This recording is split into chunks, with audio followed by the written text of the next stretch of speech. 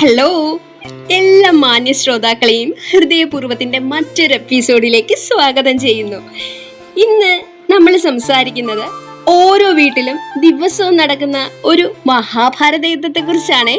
അതെ, സിബ്ലിങ്സ്, അതായത് നമ്മുടെ സ്വന്തം സഹോദരങ്ങളെ കുറിച്ച്.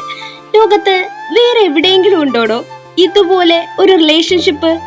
ഒരേ സമയം നമ്മളെ ഏറ്റവും കൂടുതൽ വെറുപ്പിക്കുകയും എന്നാൽ നമ്മൾ ഏറ്റവും കൂടുതൽ സ്നേഹിക്കുകയും ചെയ്യുന്ന ആൾക്കാരാണിവർ.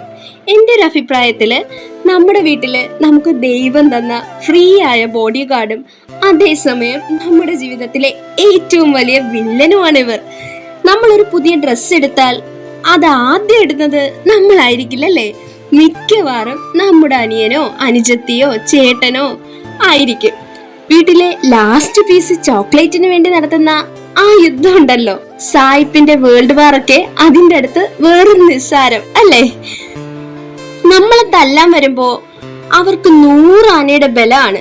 പക്ഷെ തിരിച്ച് നമ്മളൊരു അടി കൊടുത്താൽ മതി, അപ്പൊ തുടങ്ങും നിലവിളി അല്ലേ?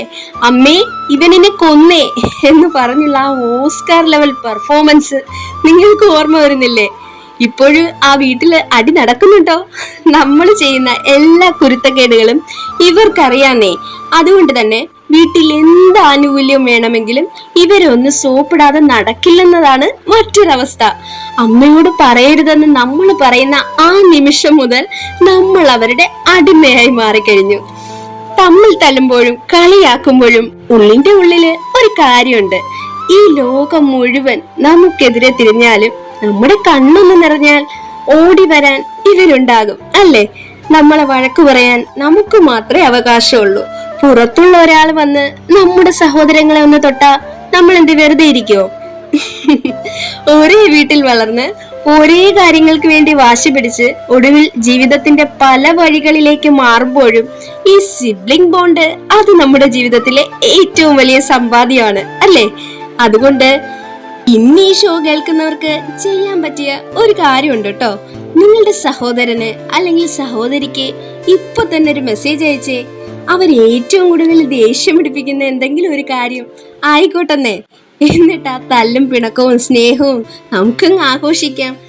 നമ്മുടെ ഈ അടിപിടി ഇനിയും തുടരട്ടെ അല്ലേ? കിലുക്കത്തിലെ രേവതിയെ പോലെയാണ് ചില അനിയത്തിമാർ. എപ്പോ നോക്കിയാലും ഓരോ കുരുത്തക്കേടുകൾ ഇങ്ങനെ ഒപ്പിച്ചുകൊണ്ടേയിരിക്കും. എന്നാൽ പഴി മുഴുവൻ പാവം ചേട്ടന്മാർക്ക്. ഇനി ചേട്ടന്മാരുടെ കാര്യം എടുത്താലോ, നമ്മളെ നരസിംഹത്തിലെ ലാലേട്ടനെ പോലെ എന്ത് ചൂടൻ ചമഞ്ഞ് നടക്കും. പക്ഷേ സത്യത്തിൽ അകത്തൊരു ചെറിയ പേടിയൊക്കെ ഉണ്ടാകും. വീട്ടിലെ തല്ലുപിടുത്തം കണ്ടാ തോന്നും സിനിമയിലെ ക്ലൈമാക്സ് ഫൈറ്റ് ആണെന്ന്.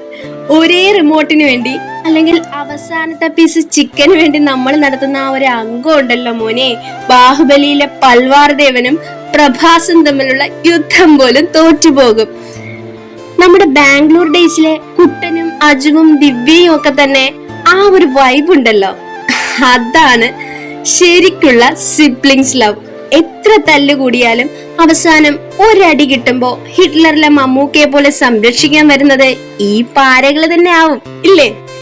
ആരാടാ എന്റെ പെങ്ങളെ തൊട്ടതെന്ന് നമ്മൾ ചോദിക്കുന്നത് നമ്മുടെ സ്നേഹം കൊണ്ടാണ്. നമ്മൾ അവരെ എത്ര വേണമെങ്കിലും ചീത്ത വിളിക്കും.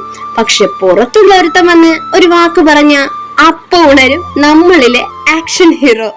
നമ്മുടെ വീട്ടിലെ ഈ ടോം ആൻഡ് ജെറി കളി ഒരിക്കലും അവസാനിക്കില്ല. സഹോദരങ്ങൾ ഉള്ളത് കൊണ്ടാണ് നമ്മുടെ വീട് ഒരു ബോറൻ ഡോക്യുമെന്ററി ആകാതെ ഒരു കംപ്ലീറ്റ് എന്റർടൈനർ സിനിമയായി മാറുന്നത്. അതുകൊണ്ട് കൂടെയുള്ള ആ പാരയെ ഓടിച്ചെന്ന് കെട്ടിപ്പിടിച്ചേ, അല്ലെങ്കിൽ ഒരു ഇടി അങ്ങോട്ട് കൊടുത്തോ. ഇന്ന് തന്നെ നിങ്ങളുടെ സ്നേഹം അവരൊന്ന് അറിയട്ടെന്നേ. നമുക്ക് മറ്റൊരു എപ്പിസോഡുമായി വീണ്ടും കാണാം. കൂടെ ഞാനുണ്ട് കൃഷ്ണ. നിങ്ങൾ കേട്ടുകൊണ്ടിരിക്കുന്നത് ഹൃദയപൂർവ്വം. Don't forget to like this video and subscribe to the channel. Your support helps us bring you more content like this every week.